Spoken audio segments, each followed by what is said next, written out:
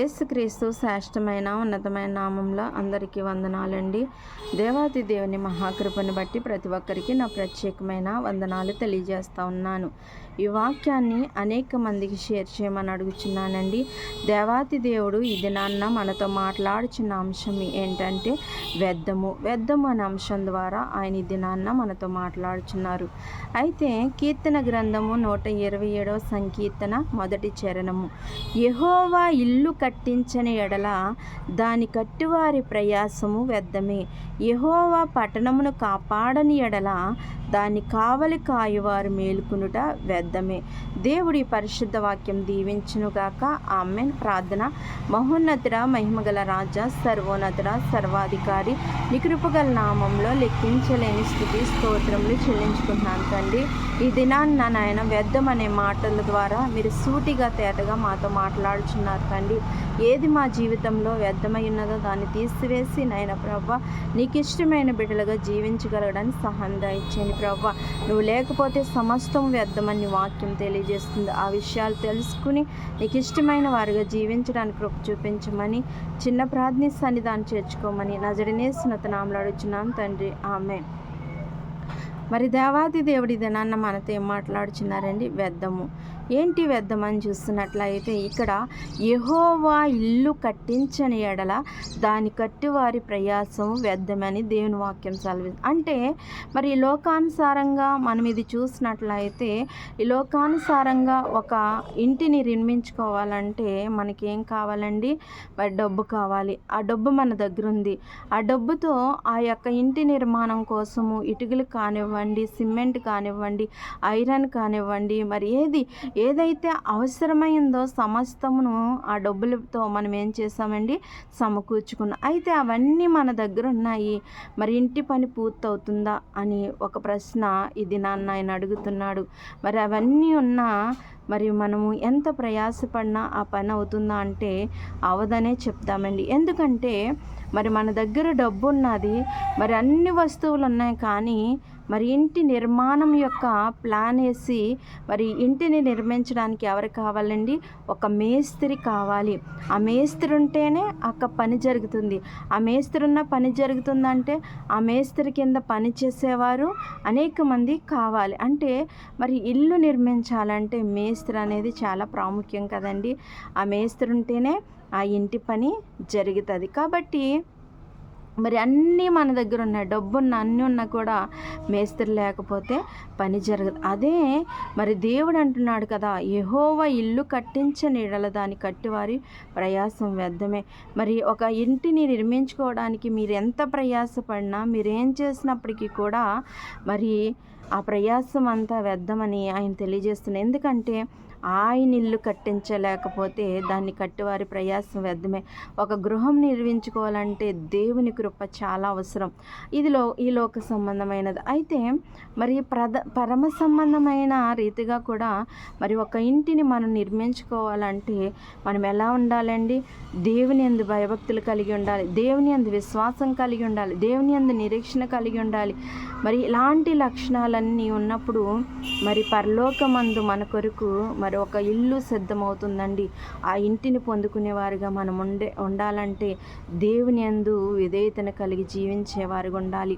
అలానే మరి దేవుడు నరులు ఒంటరిగా ఉంటున్నారని మరి దేవుడు ఏం చేస్తాడండి? సాటి అయిన సహాయాన్ని మరి ఏర్పాటు చేసి వారిని ఏం చేశాడు? ఒక గృహముగా కట్టి ఉన్నాడు. అంటే దేవుడు జతపరచకపోతే మరి ఎంతమంది జీవితాల్లో ఎలాంటి కార్యములు జరిగినా కూడా అది వ్యర్థమే అని దేవుని వాక్యం సెలవిస్తుంది. ఆదాము అవ్వలు ఉన్నారు, వాళ్ళని జతపరిచింది ఎవరండి? దేవుడు. కాబట్టి దేవుడు ఏర్పాటు చేస్తే కనుక దాన్ని మరి దూరపరచడం ఎవరికి సాధ్యం కాదు. అదే దేవుని యొక్క కృప లేకుండా ఇష్టానుసారంగా చాలామంది వివాహాలు చేసుకుంటున్నారు. మరి దేవుని యొక్క కృప, దేవుని యొక్క ఆశీర్వాదం వాళ్ళ పట్ల లేకపోతే మరి వాళ్ళు ఎంత ప్రయాస ప్రయాసపడి వివాహాలు చేసుకున్నా కూడా ఎలాంటివంటండి, వ్యర్థమైనవంట. అందుకని ఈ దినాల్లో చాలామంది ప్రేమ వివాహాలు చేసుకుని మరి ఆ యొక్క ప్రేమ వివాహాల వల్ల ఏమవుతున్నాయండి, వాళ్ళ జీవితాలు పాడైపోతున్నాయి, వ్యర్థంగా మార్చబడుతున్నాయి. అంటే మరి ఒకరిని ఒకరు అర్థం చేసుకుంటున్నామని అనుకుంటారు, కానీ పూర్తిగా అర్థం చేసుకోలేక మరి కొంతకాలము మరి జీవనాన్ని సాగిస్తూ ఉన్నారు. అందుకనే దేవుడు జతపరచాలండి. మనం ఒంటరిగా ఉన్న జీవితానికి జతనెవరివ్వాలి? దేవుడు. అంటే దేవుడు ఒక గృహంగా కడితే ఆ గృహము ఎలాగూ ఉంటుందండి, అభివృద్ధి చెందుతుంది. ఆ యొక్క గృహం పట్ల దేవుని యొక్క కృప ఉంటుంది. అందుకని యెహోవా ఇల్లు కట్టించని ఎడల దాన్ని కట్టువారి ప్రయాసం వ్యర్థమని దేవుని వాక్యం సెలవిస్తుంది. అంటే నువ్వెంత సంపాదించు, ఒక గృహం నిర్మించుకోవడానికి నువ్వెంతో ప్రయాసపడుతున్నావు, ఉద్యోగం చేస్తున్నావు, కూలి పనికి వెళ్తున్నావు, రకరకాలుగా నువ్వు కష్టపడి ఎంతగానో డబ్బును సంపాదించుకుంటున్నావు, ఎంతగానో ప్రయాసపడుతున్నావు. ఆ ప్రయాస అంతా కూడా ఎలాంటిదని చెప్తున్నాడు దేవుడు. మరి నా యొక్క కృప, నా యొక్క కనికరం ఆ యొక్క గృహం మీద లేకపోతే అది ఎలాంటిది అంటున్నాడండి ఆయన? వ్యర్థం అంటున్నాడు. అంటే ఒక గృహము దేని చేత కట్టబడాలంటే దేవుని చేత కట్టబడాలండి. అలాగూ కట్టబడితేనే ఆశీర్వదింపబడుతుంది. అలాగూ కట్టబడే కుటుంబాలుగా మనం ఉండాలి. ఎందుకంటే ఒక కుటుంబంలో కట్టబడిన మన యొక్క కుటుంబం ఏమండాలండి? దేవుని ప్రార్థించే కృప కలిగి ఉండాలి, దేవుని స్తుతించే కృప కలిగి ఉండాలి, దేవుణ్ణి ఆరాధించే వారు ఉండాలండి. అప్పుడే ఆ యొక్క గృహము గొప్పగా కట్టబడుతుంది. అలానే దేవుడు ఇంకా ఏం తెలియజేస్తున్నాడంటే, యెహోవా పట్టణమును కాపాడని ఎడల దాని కావలి కాయువారు మేలుకుండుట వ్యర్థమే. మరి యెహోవా ఒక పట్టణాన్ని కాపాడకపోతే మరి దాన్ని ఎంతమంది కాపలా కాసిన కావలి కాయువారు ఉన్నా కూడా అది ఎలాంటిది అంటున్నారండి? వ్యర్థం అంటున్నాడు. అంటే దేవుడు కాపాడకపోతే మరి సమస్తం వ్యర్థమని ఆయన దినాన్న మనకి తెలియజేస్తూ ఉన్నారు. మరి ఉదాహరణకు చూసుకుంటే హాస్పిటల్లో కానివ్వండి, స్కూల్లో కానివ్వండి, అనేక చోట్ల పెద్ద పెద్ద గృహాలున్న వారు కానివ్వండి, ఎవరిని నైట్ వాచ్మెన్లు పెట్టుకుంటూ ఉంటారు. అంటే వాళ్ళని కాపలాకి వాళ్ళని ఏం చేస్తారు? నియమించుకుంటారు. వాళ్ళు ఏం చేయాలండి? నైట్ అంతా మేలుకొని మరి అక్కడ ఏం జరుగుతున్నాయి ఏంటని అన్ని పరిశీలనగా వాళ్ళు తెలుసుకోవాల్సిన వారై ఉన్నారు. అలానే దేవుడు అంటున్నాడు కదా, మరి యెహోవా ఒక పట్టణాన్ని కాపాడకపోతే మరి ఆ పట్టణం పట్ల దేవుని యొక్క కృపా కనికరాలు లేకపోతే ఆ పట్టణం ఏమైపోతుందండి? వ్యర్థమైపోతుంది అంటారు. పనికిరాని పట్టణంగా మార్చబడుతుంది. మరి ఈ యొక్క దేశాన్ని సంరక్షించడానికి, దేశాన్ని కాపలిగా ఉన్న అనేక మందిని మనం చూస్తూ ఉంటాం. మరి ఈ యొక్క దేశ సంరక్షణ కొరకు బోర్డర్లో అనేక మంది సైనికులని మనం చూస్తూ ఉంటాం. మరి ఎంతమంది సైనికులు ఉన్నా కూడా దేవుని యొక్క కృప లేకపోతే మరి దేవుడు కనులు మూసి కనులు తెరిచేలోపు అంతా ఏమైపోతుందండి? నశించిపోతుంది. మరి అలాగే మనం చూసినట్లయితే దేవునికి అసాధ్యమైనది ఏది లేదు కదండి. ఆయన చేసేదైనా మరి 5 నిమిషాల్లో లేకపోతే 1 నిమిషంలో కూడా ఆయన మొత్తము మార్చేయగలడు. ఒక పట్టణము పాడైపోయిందనుకోండి, మరి దేవునికి అసాధ్యమైనది ఏది ఉందా? సమస్తమును సాధ్యమే. ఒక పట్టణం పాడైపోవాలన్నా, ఒక పట్టణము మరి గొప్ప రీతిగా ఉండాలన్నా దేవుని యొక్క కృప ఉండాలి. అందుకనే మరి మనం చూస్తూ ఉంటున్నాం, లోతు యొక్క కుటుంబాన్ని మనం చూస్తూ ఉంటాం. మరి లోతు యొక్క సొదొమ గొమొర్రా ప్రాంతంలో ఉన్నప్పుడు వాళ్ళని వెళ్ళిపోమని ఆ యొక్క ప్రాంతాన్ని దేని చేస్తా ఆయన మరి నాశనం చేశాడండి? అగ్నిగంధకముల చేత మరి ఆ యొక్క ప్రాంతాన్ని, ఆ యొక్క పట్టణాన్ని నాశనం చేయడం అనేది జరిగింది. మరి దేవునికి అసాధ్యమైనది ఏదైనా ఉందండి? సమస్తమును సాధ్యమే కదా. మరి అలనాడు ఆ యొక్క పట్టణాన్ని మరి నాశనం చేసిన దేవుడు ఎందుకు నాశనం చేశాడంటే, మరి ఆ యొక్క ప్రాంతంలో ఉన్న ప్రజలు వాళ్ళ ఇష్టానుసారంగా ఉంటూ మరి దేవునికి లోబడకుండా మరి వాళ్ళు నచ్చిన రీతిగా జీవిస్తూ ఉన్నారు. అలాంటప్పుడు దేవుని యొక్క కోపము ఆ యొక్క ప్రాంతం మీదకు వచ్చి మరి ఆ యొక్క ప్రాంతాన్ని అంతటిని ఏం చేశాడండి?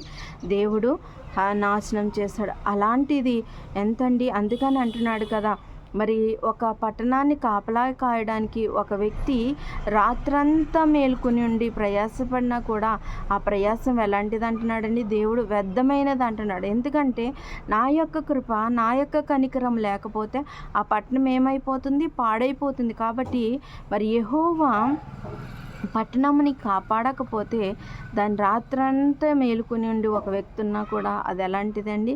వ్యర్థము అని దేవుని వాక్యం సెలవిస్తుంది. అందుకనే ప్రతి విషయంలో దేవుడు మనకి ఏమై ఉండాలండి? తోడుగా ఉండాలి. ఒక ఈ లోక సంబంధమైన గృహం నిర్మించుకోవాలన్నా, మరియు ఒక యవ్వన జీవితంలో జత చేయబడి ఒక కుటుంబంగా కట్టాలన్నా ఎవరి కృప ఉండాలండి? దేవుని కృప. ఈ దినాల్లో చాలామంది వివాహాలు చేసుకుంటున్నారు, ఇష్టానుసారంగా చేసుకుంటున్నారు. కానీ దేవుడు ఒక గృహంగా కడితే కనుక ఆ కుటుంబంలో ఏముంటుందండి? సమృద్ధి ఉంటుంది, సమాధానం ఉంటుంది, సంతోషం ఉంటుందండి. ఆ కుటుంబము నిత్యము ఆశీర్వదింపబడుతుంది. అలాగూ ఆశీర్వదింపబడిన కుటుంబాలను మనం చూస్తూ ఉంటాం కదండి. మరి దేవునికి లోబడి నా కుటుంబాలుగా చూస్తూ ఉంటున్నాం. దేవుడు ఎంతగానో ఆశీర్వదించినట్లుగా చూస్తూ ఉంటున్నాం. కాబట్టి అలాంటి కుటుంబాలుగా మనం కట్టబడాలని ఆయన ఈ దినాన్న మనకి తెలియజేస్తూ ఉన్నారు. మరి దేవుడు మన యొక్క జీవితంలో లేకపోతే మన జీవితాలు ఎలాంటివండి? వ్యర్థమైనవంట. మరి మన జీవితాలు వ్యర్థమైనగా ఉన్నాయా, లేకపోతే దేవునికి ఇష్టమైన జీవితాన్ని మనం జీవించి ఉన్నామా? ఒకసారి ఆలోచించవలసిన వారమేనో. మనము ఒక జతపరచబడాలన్నా, లేకపోతే ఒక పని చేయాలన్నా, దేని మీదైనా కూడా మరి దేవుని మీద ఆధారపడాలి. మరి ఈ దినాన్న నువ్వు ఒక ఉద్యోగానికి వెళ్తున్నావు, మరి దేవుని యొక్క కృప లేకపోతే ఆ ఉద్యోగం నీకు రాదు, అది వ్యర్థమైపోతుంది. నువ్వు పడిన ప్రయాస, నువ్వు చదువున చదువు వ్యర్థమైపోతుంది. అంటే దేవుని యొక్క కృప మన పట్ల ఉండాలండి, దేవుని యొక్క ఆశీర్వాదం మన పట్ల ఉండాలి. అవి లేకపోతే మనం ఎంత చదువుకున్నా ఏం చేసినా కూడా మరి వ్యర్థమని దేవుని వాక్యం సెలవిస్తుంది. అంటే దేవుడు మన జీవితంలో లేకపోతే సమస్తము వ్యర్థమే. కాబట్టి మనము దేవుని మీద ఆధారపడి ఆయనే మన జీవాధారం అని తెలుసుకుని ఆయన మీద ఆనుకుని, ప్రభువా ఏది నా జీవితంలో వ్యర్థమై ఉన్నదో దాన్ని తీసివేసి, ప్రభువా నాయనా నీకు ఇష్టమైన జీవితాన్ని జీవించి నువ్విచ్చే ఆశీర్వాదాలు పొందుకోవడానికి కృప చూపించమని ఆయన ప్రార్థించే వారిగా ఉండాలి. అట్టి రీతిగా ఉండడానికి పరిశుద్ధాత్ముడి యొక్క వాక్యము ప్రతి ఒక్కరి జీవితాల్లో వెల్లింపజేయునుగాక. ఆమేన్. అందరికీ వందనాలండి. ప్రార్థన. మహోన్నతుడా, మహిమగల రాజా, సర్వోన్నతుడా నీకు వందనాలు. ఎన్నో వాక్యాన్ని విడిచిపెట్టకుండా అది మా జీవితాన్ని నాయన ప్రభా చిగురింపచేసేదిగా సహాయం దయచేయండి. మా జీవితంలో ఏవైతే వ్యర్థంగా ఉన్నవో అన్నీ తీసివేసి నాయన ప్రభా నీకు ఇష్టమైన బిడ్డలుగా ఉండడానికి కృప చూపించండి. ప్రభా నీకు వందనాలు. వ్యర్థమైన వాటిని తీసివేసి మమ్మల్ని మేము సరి చేసుకోవడానికి కృప అనుగ్రహింపచేయండి. నజరేయుని యేసు నామములో అడుగుచున్నాం తండ్రి. ఆమేన్. అందరికీ వందనాలండి.